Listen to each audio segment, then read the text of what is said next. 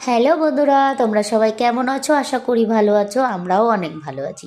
মা মনসার মন্দির আমার ধোয়া হয়ে গেছে। ঘরে চলে এসেছি, ঠাকুর ঘরে ঠাকুর পুজো দেব।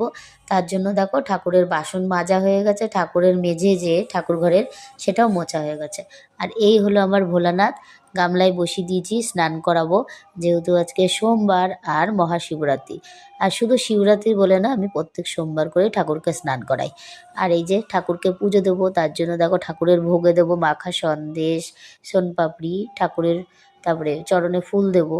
তো সেগুলোও নিয়ে এসেছিলাম। আর এই দেখো ঠাকুর পুজো আমার কমপ্লিট। ভোলে বাবাকে দর্শন করো, মহাশিবরাত্রি বলে কথা, হর হর মহাদেব বলো সবাই। আর ঠাকুরকে কেমন লাগছে তোমরা জানিও কমেন্টে। আর কে কে শিবরাত্রির ব্রত পালন করছো অবশ্যই জানাবে কিন্তু।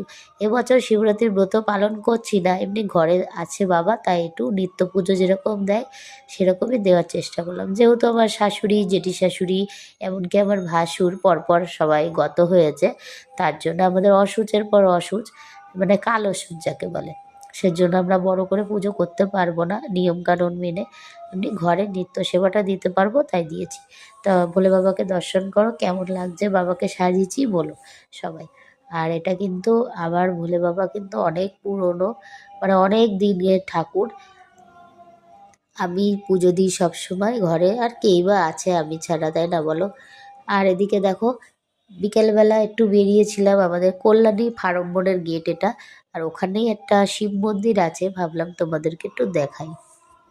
আজকে যেহেতু শিব পুজো, তাই চতুর্দিকে মানে চারোদিকে যত শিব মন্দির আছে সব জায়গায় কিন্তু সবাই এসে পুজো দিয়ে যায়। এখানেও দিয়ে গেছে, একটু এখন কেউ নেই তার জন্য ভিডিওটা করলাম, দেখতে পাচ্ছ কি না জানি না। তারপরে বাড়িতে চলে এসেছি, আর যাদের বাড়ি গেছিলাম বাড়িতে ঠাকুরের প্রসাদ পাঠিয়ে দিয়েছে। এই যে প্রসাদটা এখন ঢেলে নেবো, তার জন্য বাটি রেডি করে নিয়েছি। এই ক্যানটা তাদের বাড়িতে ছিল, আমি পিঠে পাঠিয়েছিলাম, তা সে আবার এই ক্যানে করেই পাঠিয়ে দিল প্রসাদটা। ওই যে ঠাকুরের প্রসাদটা ঢেলে নিচ্ছি। আর পাশে যে ছোট্ট একটা বাটি দেখছো, এই বাটিটাতে পাশের বাড়ি একটা বউ আছে, মানে আমাদের দিদি হয়, সেই দিদিটাকে দেবো প্রসাদ, তার জন্য একটু তুলে নিলাম। আর প্রসাদটা খুব সুন্দর হয়েছিল, স্বাদে অতুলনীয়। দেখো শুধু প্রসাদ বলে না, ভোগের প্রসাদ মানে অসম্ভব সুন্দর, যাকে কথায় প্রকাশ করা যাবে না বা বলে বোঝানো যাবে না, একমাত্র খেলে অনুভব করা যাবে। তারপরে দেখো আজকে যেহেতু সোমবার শিবরাত্রি নিরামিষই করেছিলাম, হঠাৎ করে আমার অনেক বন্ধু বান্ধব চলে এলো, মানে ক্লাসমেট। সেই 2012-তে স্কুল ছেড়েছি, আর এই 2026-এ তাদের সঙ্গে দেখা হলো। এবার আমরা যতই বা না খাই, তারা এসেছে, তাদেরকে তো দিতে হবে।